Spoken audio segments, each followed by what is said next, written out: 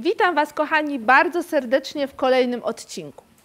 Dzisiejszy dzień nakłonił mnie do tego, żeby nagrać taki film o tym, po czym poznać, że ktoś jest prawdziwym koniarzem. Zapraszam do oglądania. Jak z pewnością wiecie, prowadzę półkolonie dla dzieci i przychodzą do nas różne dzieci. W większości są to dzieci, które mają świra na punkcie koni. W większości, gdzieś w 99,9% aż do dzisiaj. Jeżeli ktoś dzwoni do mnie i mi mówi, że chce przywieźć dziecko i chciałby go zapisać na półkolonie, ale to dziecko nigdy nie miało kontaktu z koniem, wtedy ja zawsze proponuję, żeby przywieźć dziecko do nas na jedną jazdę, on się przejedzie na tym koniku i zobaczy, czy ten konik się mu w ogóle podoba. I raczej ludzie się tego słuchają, aż do dzisiaj. Dzisiaj przyjechał do nas chłopiec na półkolonie, kompletnie niezainteresowany tym tematem. I biedny chodził po stajni z zaciągniętym sweterkiem potąd, ponieważ mu tu śmierdziało, a jak widział to, co robią te wszystkie dziewczynki przy tych koniach, to patrzył na nie z takim politowaniem, bo nie widział tego fenomenu, że to jest koń, że on jest cudowny, że go trzeba dotknąć, że go trzeba wyczyścić i trzeba osiodłać i trzeba zrobić te wszystkie milion innych czynności, a w ogóle cały czas gadamy o tych koniach, bo one są fantastyczne i cały czas się nimi zajmujemy. I on nie widział tego fenomenu, tak? On patrzył na tych wszystkich ludzi jak na wariatów, uważał, że tutaj śmierdzi i w ogóle mu się to nie podobało i w ogóle nie czuł w tym fanu. I tak sobie pomyślałam, czy my jesteśmy jacyś dziwni, że nam się to podoba? Stwierdziłam, że może tak i że może to trzeba mieć jakieś takie cechy charakteru, może nie cechy charakteru, ale trzeba mieć takie coś w sobie, co sprawia, że jednak dla ciebie to jest taka wielka frajda, że ty przebywasz w stajni, bo przecież tutaj to nie jest takie fajnie i też tłumaczyłam temu tacie, że te nasze półkolonie jeździeckie to nie są takie, to są takie inne półkolonie, że tu są tacy inni ludzie, że oni wszyscy mają świra na punkcie tych koni i że w ogóle oni to wszystko inaczej postrzegają i że to, żeby się tutaj dobrze z nami czuć, to chyba też trzeba mieć tego świra, no bo w innym przypadku to wszystko jest po prostu nudne. Czyli po czym poznać, że ty masz na tym punkcie świra? No chyba pierwsza rzecz jest taka, że dla mnie tutaj nie śmierdzi. To znaczy, jeżeli chodzi o naszą stajnię, to tutaj naprawdę jest bardzo, ale to bardzo czysto, bo często jak wchodzę gdzieś indziej, tak, jak oglądam jakieś konie do oglądania, znaczy do kupienia i jeżdżę gdzieś po jakichś innych stajniach, nie dajemy jeść, kolacja już była. Gdy wchodzę do jakichś innych stajni, to czuję, śmierdzi koniem. Jest to dla mnie takie zastanowienie się, ponieważ u nas nie śmierdzi, albo przynajmniej mi się wydaje, albo mój węch jest na tyle jakoś taki wyrównany, że ten poziom smrodu, który jest tutaj, ja go nie czuję. Więc pierwsza rzecz jest taka, że jak wchodzisz do stajni, to dla ciebie to nie śmierdzi. No nie mówię, że to pachnie, ale jeżeli to jest po prostu taki normalny, neutralny zapach, który tobie nie przeszkadza, to znaczy, że jesteś koniarzem. Co widzicie? Widzicie zapewne plac do jazdy, ale powiem wam, że dzieciaki to na przykład dzisiaj zorganizowały tutaj stajnie. Każdy koń miał swoją stajnię, a tak naprawdę te konie stały po dwa. Był plac do jazdy, było pastwisko. One sobie to wszystko zbudowały na zasadzie stojaków, drągów, bacików. Dzieciaki ogólnie uwielbiają zabawę w konie. I zapomniałam o tym, że też jako dziecko bardzo uwielbiałam zabawę w konie i razem ze swoją kuzynką Agnieszką bawiłyśmy się, wymyślałyśmy, raz ta była takim koniem, raz ta takim, biegałyśmy, galopowałyśmy po pokoju, budowaliśmy sobie boksy i bawiłyśmy się w te konie. A teraz jak pracuję z powrotem z dzieciakami, to mnie bardzo cieszy, przypomniały mi się te czasy i powiem wam, że ulubiona zabawa właśnie takich dzieci, które mają totalnego świra, tak, na punkcie koni, to jest właśnie: jestem koniem, one sobie czyszczą kopyta, czyli czyszczą sobie buty kopystkami, wyprowadzają się na spacer, one się lążują. Muszę pilnować, bo czasami jest to lążowanie takie dość mocno agresywne. Trzeba kontrolować tego, co stoi z tym bacikiem na środku, bo trochę potrafią ich ponieść emocje. Więc one się lążują. Kiedyś tu miałam taką bardzo przezabawną sytuację, że właśnie mieliśmy już koniec, zostawiłam jeszcze dzieci na hali, bo one się jeszcze tam chciały pobawić i jedna drugą lążowała i przyjechał tata, taki poważny człowiek w garniturze, pyta się, gdzie jest jego córka. Ja mówię, no na hali się jeszcze bawi, może tam pan sobie po nią, czy ja mam podejść? On mówi, nie, że on podejdzie.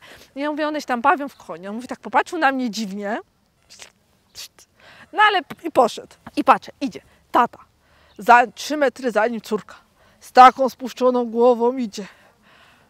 I dochodzą już tak do nas, gdzie myśmy siedzieli i on do niej mówi tak: to może ja Cię jeszcze wypuszczę na ogródek, po co mam kosić trawę, będziesz się pasła tak jak koń. No więc tak jak mówię, dorośli nie do końca to rozumieją, nie do końca rozumieją ten fenomen, ale ja jak pracuję z dzieciakami wiem, że one właśnie uwielbiają się bawić w konie i te wszystkie dzieci, które są totalnie zakręcone na punkcie tych koni, a często i nie dzieci, bo widzę, że nasze tutaj nastolatki, które jeżdżą w sporcie i tutaj z nami często uczestniczą, bardzo lubią się z nimi bawić i tak samo biorą udział na przykład w takiej ulubionej zabawie dzieciaków, więc ustawiamy bacik i one przez to przeskakują i to jest potęga skoku i to jest taka fantastyczna zabawa, więc nastolatki też w tym biorą udział, powiem szczerze, ja sobie też czasami przez coś przeskoczę. No i te wszystkie dzieciaki, które są zakręcone, to właśnie takie zabawy kochają. Czy też tak macie, że jak jedziecie samochodem, a widzicie te łąki po lewej, po prawej stronie, czy wyobrażacie sobie, żebyście mogły po nich sobie pogalopować, że to jest fantastyczne miejsce, żeby właśnie tu przyjechać z koniem? Bo ja tak mam bardzo często, że jadę autem, patrzę jaka łąka, że kurczę, ale bym sobie tutaj pogalopowała. I wiem, że wiele osób tak ma i myślę, że właśnie to wyróżnia nas od innych normalnych, w cudzysłowie, ludzi, że my jak widzimy jakieś miejsce, to sobie to od razu wyobrażamy, jakby to było, gdybyśmy sobie tutaj po prostu pojeździli, tak? A ktoś inny patrzy, no łąka jak łąka, no rośnie coś bądź nie rośnie, nic w tym nadzwyczajnego. No a dla nas jednak takie nic, a bardzo dużo.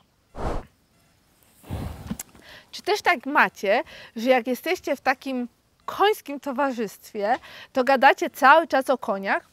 Pewnie tak, ale pewnie nawet nie zdajecie sobie sprawy. To dopiero wychodzi, jak takich 2, 3 koniarzy spotka się w grupie jeszcze powiedzmy z 1 bądź 2 innymi normalnymi osobami. Bo wtedy się okazuje, że te osoby się bardzo nudzą. Ja sobie też długo z tego nie zdawałam sprawy, ale już wiem, że jak siedzę z koleżankami ze stajni, to że my gadamy tylko i wyłącznie o koniach, bo jej koniowi to, mojemu to, jej temu tamto, a u sąsiadów się coś tam stało, a tu się coś tam stało, a czy słyszałam, że to i to, ale te wszystkie tematy są związane właśnie z końmi. Tak, my gadamy, cały czas gadamy tylko i wyłącznie o koniach. To jest straszne, bo tak jak się mówi, że ludzie, którzy mają dzieci, rozmawiają tylko o dzieciach i później jak się spotkają z kimś, kto nie ma dzieci, to nie mają z nimi wspólnego tematu. Tak samo właśnie z koniarzami, że jak my się razem spotkamy, a przysiądzie się ktoś normalny, to wtedy niestety mu się nudzi, bo on nie ma z nami tematu. Drodzy koniarze, ja Was wspieram, ja uważam, że Wy jesteście zupełnie normalni, uważam, że jesteście fantastyczni. I na pewno się ze sobą dogadacie i zazdroszczę Wam tego, że często jesteście jeszcze młodzi, jeździcie na obozy, poznajecie nowych ludzi, bo to jest bardzo, ale to bardzo fajne i korzystajcie z tego i nie krępujcie się i nie bójcie się tego, że ktoś tam się z Was śmieje, bo Wy na koniu jeździcie, a jak się na koniu jeździ, to w ogóle się nic nie robi, bo tam się tylko siedzi i to się wszystko dzieje. I ja mówię, że jakby ten sport był taki prosty, to ja bym była mistrzem świata, bo ja bym chciała być mistrzem świata, ale niestety ten sport nie jest taki prosty i niestety nie jeżdżę na takim poziomie, więc muszę jeszcze trenować. Ale wracając do tematu, ja Was bardzo wspieram i uważam, że to jest fantastyczne i bądźcie sobie tymi koniarzami, bo z pewnością to jest super. Mam nadzieję, że ten odcinek Wam się podobał. Mam nadzieję, że wsparłam Was w tej Waszej pasji. Nie będziecie się wstydzić tego, że jesteście koniarzem. Zapraszam Was do oglądania kolejnych odcinków, do subskrypcji kanału, do klikania tego kciuka w górę, jeżeli Wam się odcinek podobał. I piszcie komentarze. Ja niestety, są wakacje, więc ja, no może nie niestety, bo to lubię, ale jestem teraz bardzo zmęczona, bo dużo pracuję. I nie mam tak czasu siedzieć i na wszystkie komentarze odpisywać, ale ja to nadrobię. Ja to wszystko nadrobię i ja wszystkim odpiszę. Do zobaczenia, cześć. Często pytają mnie osoby jeżdżące na koniach, jeżdżące rekreacyjnie o to, czym można poczęstować konia. Co mogą przywieźć temu koniowi, co ten koń by z chęcią zjadł. I to jest bardzo fajne, bo czasami się zdarza, że ktoś nie pyta się, czym można takiego konia poczęstować, tylko po prostu coś przynosi. A są to bardzo różne rzeczy. Dzisiaj zajmiemy się tym, czym możemy poczęstować naszego pupila.